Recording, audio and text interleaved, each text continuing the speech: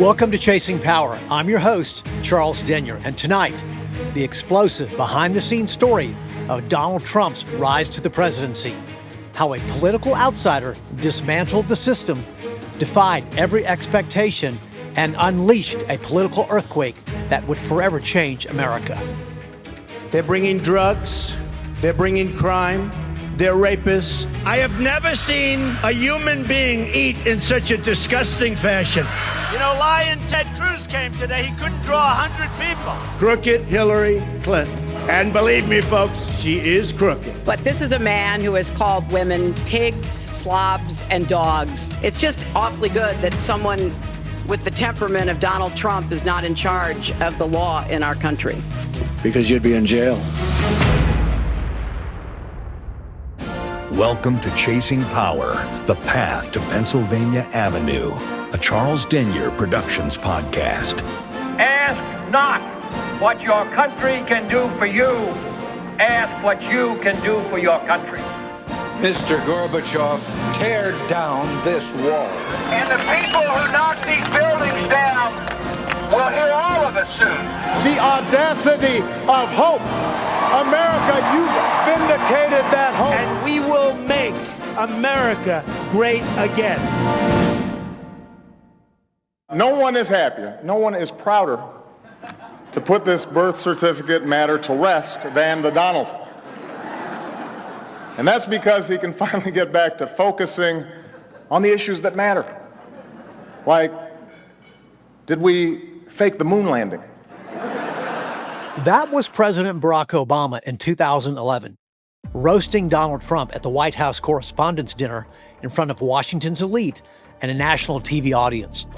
With biting sarcasm, Obama mocked Trump's obsession with the birther conspiracy, poked fun at The Apprentice, and questioned Trump's seriousness as a political figure. The crowd roared with laughter, but Trump didn't. That moment, many insiders say, wasn't just a joke gone too far, it was personal. For Trump, it was public humiliation on a grand scale. What Obama did that night, without question, lit a fire in the billionaire businessman. And while Trump had toyed with the idea of running for president before, now it wasn't about political ambition, it was about revenge on his opponents, rebuilding that reputation and obtaining power, real power, only one that comes from being president of the United States. That night, Trump became more than a celebrity trolling the sidelines of politics. He became a man with the score to settle. What followed was a 2016 presidential campaign fueled by disruption, grievance, and sheer spectacle, a full-throttle assault on the political establishment that once mocked him. The roast meant to sideline Trump may have done the opposite. It gave him a stage, a grudge, and a goal. In hindsight, Obama's mic drop wasn't the end of a joke. It was the shot that kicked off Trump's run to the White House, and probably something Barack Obama regrets to this day. Up next, Trump comes down the escalator and turns up the heat. That's next, so stay with us.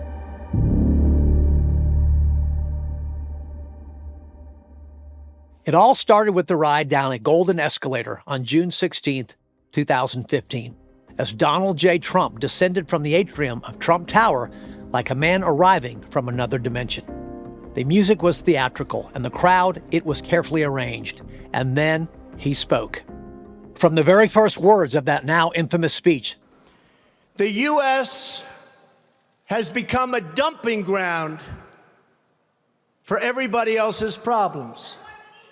Trump made it clear he wasn't going to play by the rules. He attacked everyone, from Japan to Mexican immigrants. They're bringing drugs, they're bringing crime, they're rapists. And he bragged about building a wall at the southern border.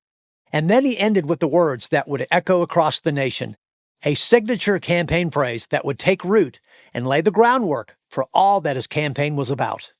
And we will make America great again. Thank you. Thank you very much. Yet did anyone really take Trump seriously with his announcement? Well, the political world recoiled. Cable news anchors smirked. Late-night hosts rolled their eyes. The Washington Post ran op-eds calling it a vanity project. Even Fox News treated it like a sideshow. Trump's announcement was labeled a joke, a publicity stunt to boost his brand. After all, This was a real estate mogul best known for firing people on The Apprentice, the reality television series. It seemed as if everyone was laughing at Donald Trump.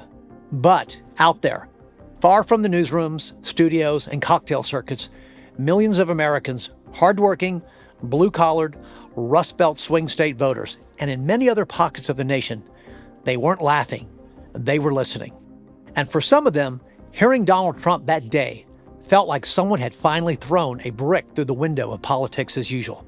The game had changed, but the establishment just didn't know it yet. Up next, Trump begins his march toward the Republican nomination, so stay with us.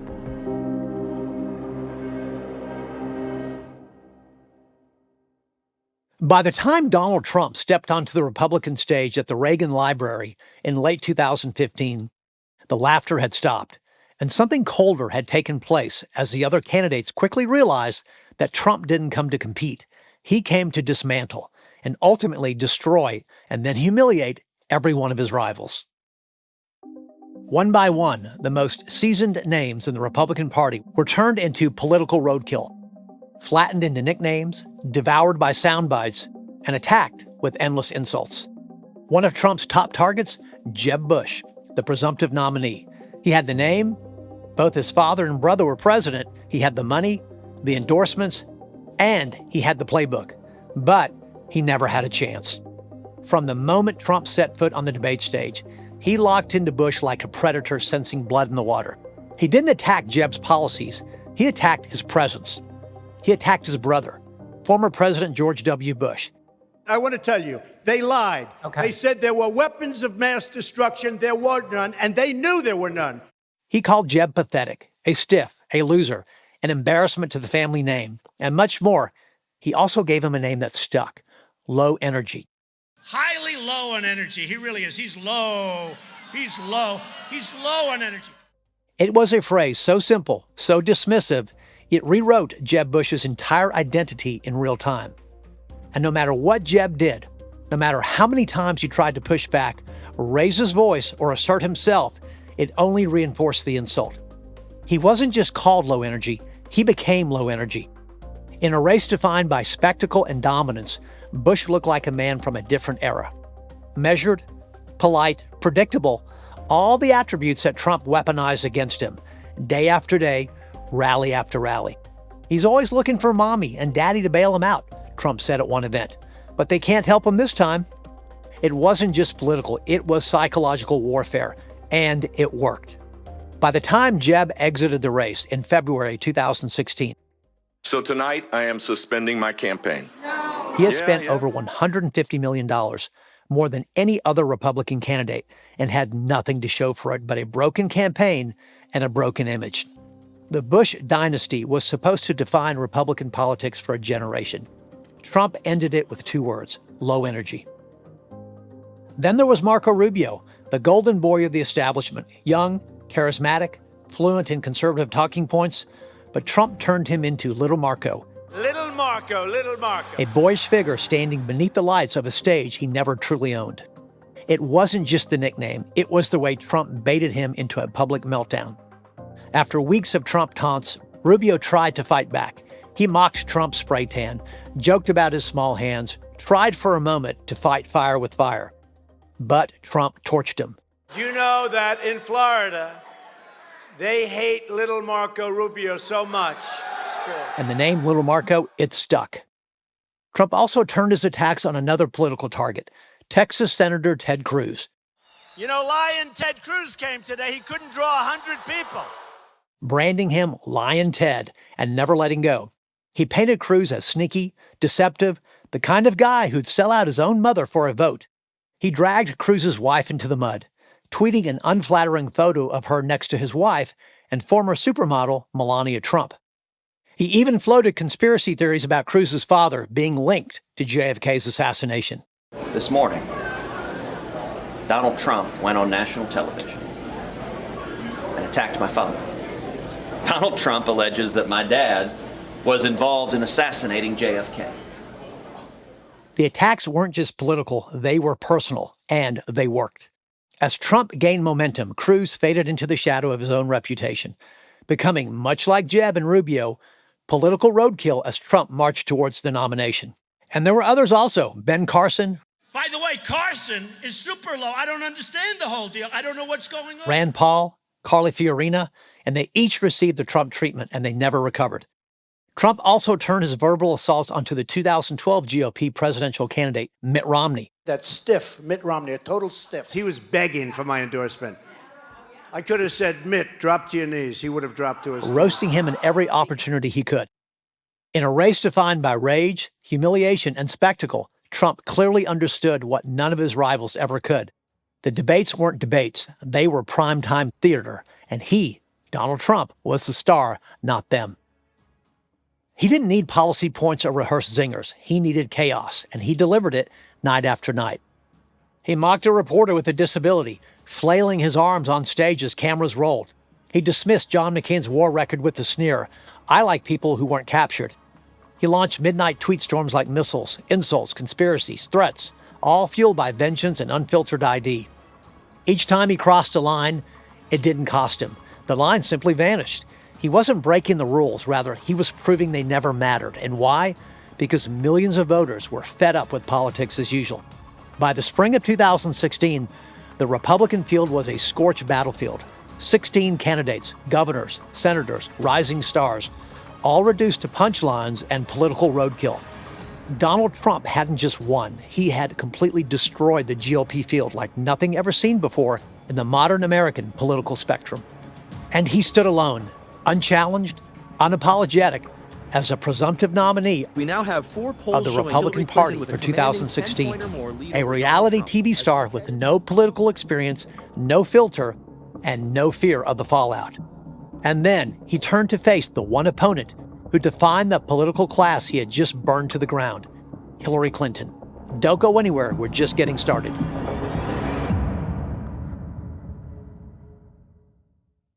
To Donald Trump and his supporters, Hillary Clinton wasn't just a candidate. She was the symbol of an entrenched, corrupt political class, a dynasty in her own right, shaped by decades of Washington insider dealings, scandal, and power. Clinton was, without question, one of the most skilled of all politicians of the modern era, having worn many hats: First Lady of Arkansas and of the United States, a U.S. Senator from New York, Secretary of State, and now the first woman ever to receive the presidential nomination from a major party. But none of her history served as an asset in Trump's eyes. Rather, it was a target and a target to exploit. And for Donald Trump, he didn't waste time framing the narrative. Early on, he reduced Clinton to a simple 2-word phrase: crooked Hillary. The phrase was crude, but effective. A branding so powerful, it would echo through every rally, every headline, every late-night monologue. It wasn't just an insult, it was a weapon, one meant to plant doubt in the minds of voters who already felt betrayed by politics as usual. But he didn't stop there. He reached back into her past and into the sins of her husband. And I just saw very inappropriate words. But Bill Clinton sexually assaulted innocent women, and Hillary Bill Clinton, the charismatic former president, a man with a history of womanizing and scandal, became another weapon in Trump's arsenal. At rallies, he spat venomous reminders of the affairs, the accusations, and the secrets whispered in smoky rooms about Bill Clinton. He painted Bill as a symbol of the elite's moral decay, dragging Hillary down with him. The crowd roared.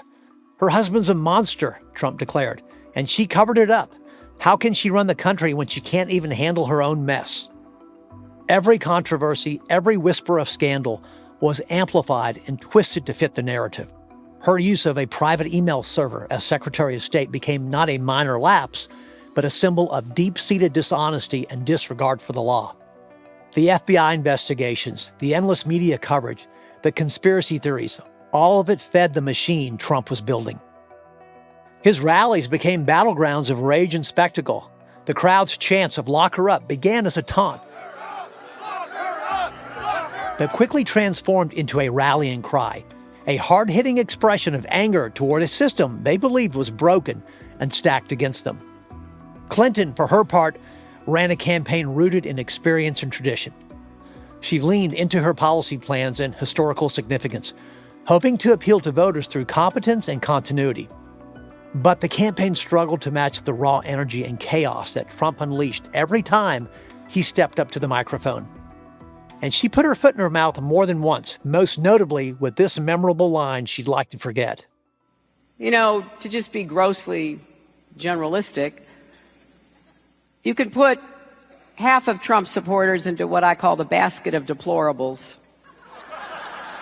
Trump's approach was anything but conventional. His speeches were unpredictable, laced with insults, conspiracy theories, and constant attacks on the media, the political elite, and especially Hillary Clinton. Each rally was a spectacle of grievance, a gathering of those who felt invisible and ignored by Washington's power brokers. In the eyes of Donald Trump, the election was no longer about politics as usual. It was a showdown between us and them, outsiders versus insiders, the forgotten versus the ruling class, and Hillary Clinton was the ultimate symbol of the establishment he claimed to dismantle. As the months wore on, the campaign became a fever pitch of suspicion, fear, and division. The media struggled to keep up with the constant barrage of controversies. From the release of hacked emails to the explosive Access Hollywood tape, each scandal only seemed to deepen the resolve of Trump supporters. This was not a campaign about policies or platforms. It was a campaign about rage, spectacle, and the promise of upheaval. Donald Trump was no longer simply a candidate, but a wrecking ball aimed at the very heart of American politics. The general election had begun, and the country had no idea how profoundly it was about to change. Stay with us as we enter the eye of the storm between Trump and Clinton.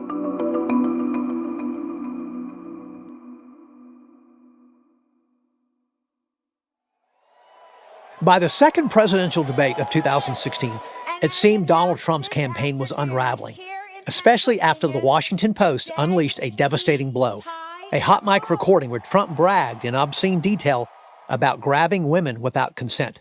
The nation recoiled. Hillary Clinton went on the attack, and his own party condemned him. It felt like the final nail in his political coffin. The election was still a month away, and the third debate still loomed, but for many, Trump's fate was sealed. According to the political pundits and pollsters who had Clinton surging with a double-digit lead, this election was over. Then came the exchange. It's just awfully good that someone with the temperament of Donald Trump is not in charge of the law in our country. Because you'd be in jail. What followed wasn't a sharp retort. It was a raw, explosive warning shot fired straight at the heart of the political establishment. But almost nobody heard it for what it truly was. We caught the words, but missed the earthquake beneath them. And what was the message? That Donald Trump would tap into a deep well of anger among voters who felt abandoned by what Trump painted as a corrupt, systemic political establishment. He gave voice to frustrations over job losses, economic decline, and cultural shifts, promising to shake up a system seen as rigged against him and them, his supporters. The calm before the storm was over. For Trump, the gloves were coming off as the election neared. And then the political bombshell of our lifetime went off. That's next. Don't go anywhere. Stay with us.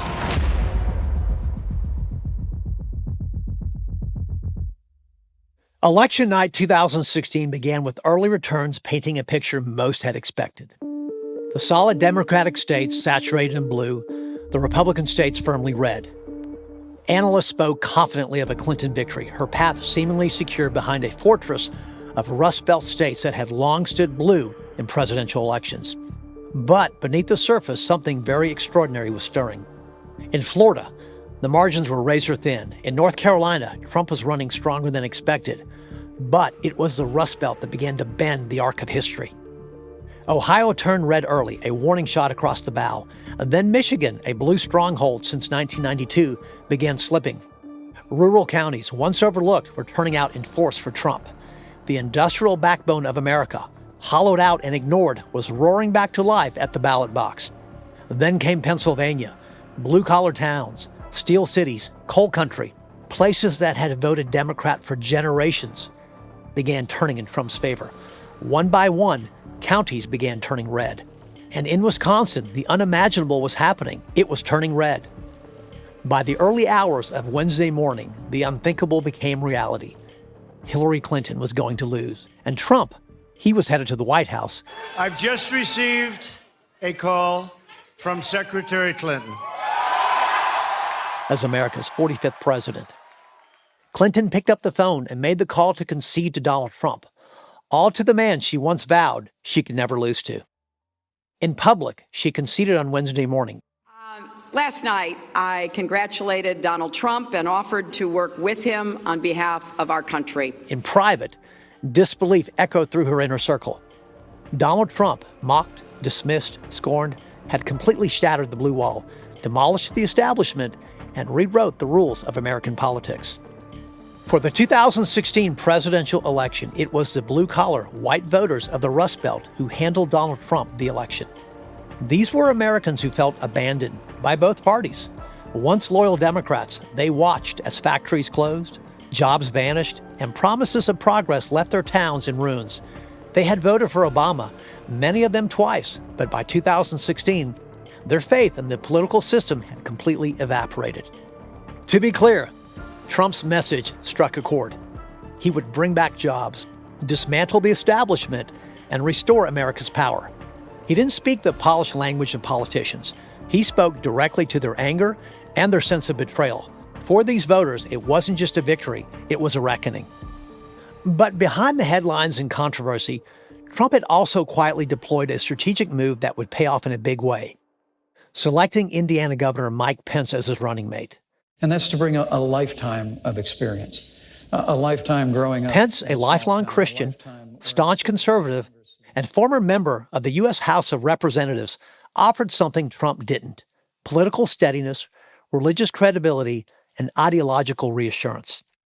To many evangelical voters, Trump was a reckless wild card, a billionaire businessman with a checkered personal life, multiple marriages, and no real history of religious conservatism. But Mike Pence bridged that gap. He was a highly familiar and trusted figure within evangelical circles, a man who spoke their language, defended their values, and had a voting record to back it up.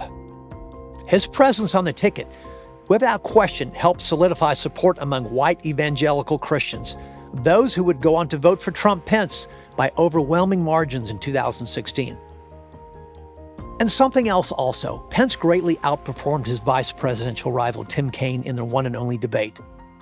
Where Mike Pence came across as calm, steady, and measured, Kaine looked angry, thin-skinned, almost unhinged, interrupting Pence more than 70 times. Also, two major post-election polls revealed that an overwhelming number of voters, as high as 67%, viewed Mike Pence very favorably, trustworthy, and more than qualified to be president. In many ways, Mike Pence was Donald Trump's secret weapon, not because he overshadowed the candidate, but because he reassured the skeptics. His role in the campaign helped anchor a Republican base that might otherwise have stayed home. The world watched in stunned silence as the map of the United States bled red through its industrial heart. The political class stood paralyzed, and from that very wreckage, one truth emerged: the system had been broken, and it was never going back. And as for Hillary Clinton, it seemed it was one bad hit after another.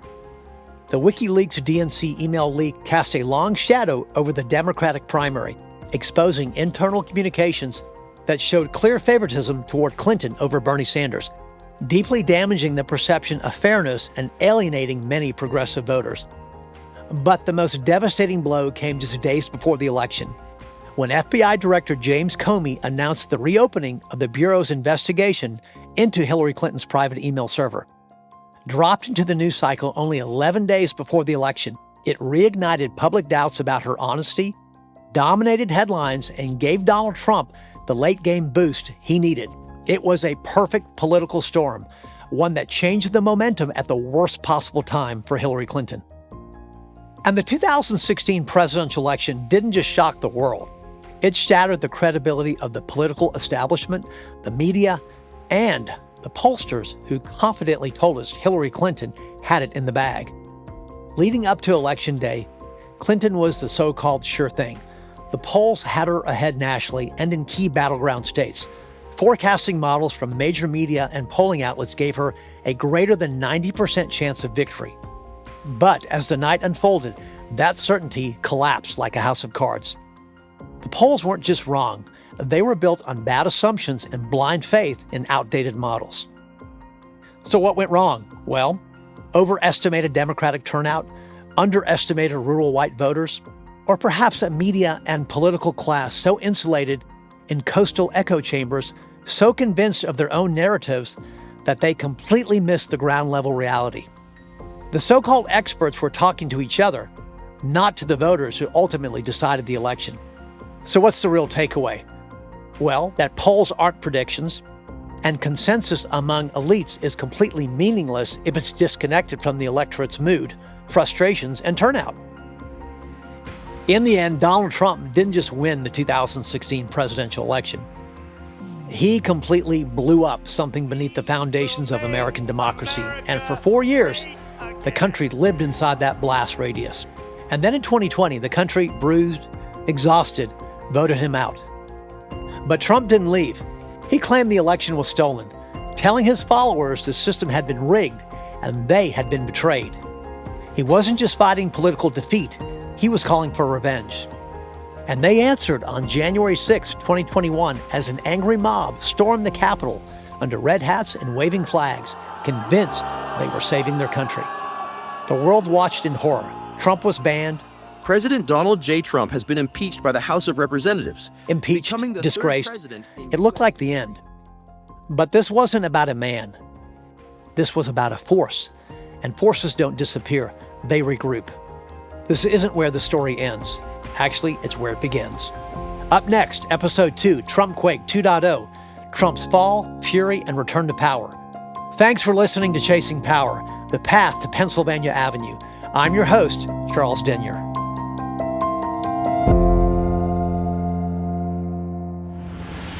Before we wrap up, don't miss out on Charles's 2 other powerhouse podcasts.